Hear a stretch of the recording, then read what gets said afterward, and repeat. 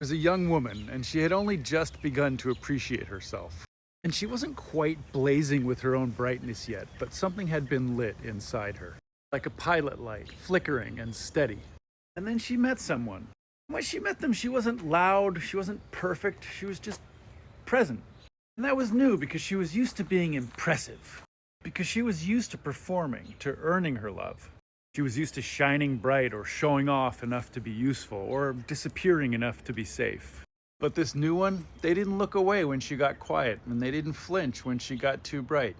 And they asked real questions and they waited for real answers. And when she showed them the messy, unlovable parts of herself that she usually kept hidden, they didn't run away. In fact, they leaned in.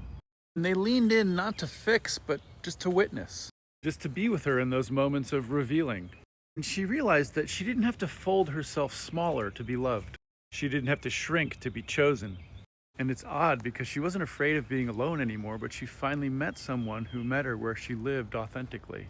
And she realized she would never settle for less again. I love this story because it's so relevant for manifestation law of attraction.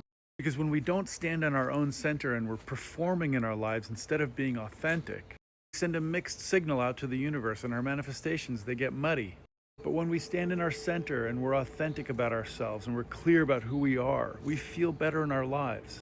And we also send a very clear signal out to the universe, and that clarity gets reflected back and our manifestations start to happen intentionally.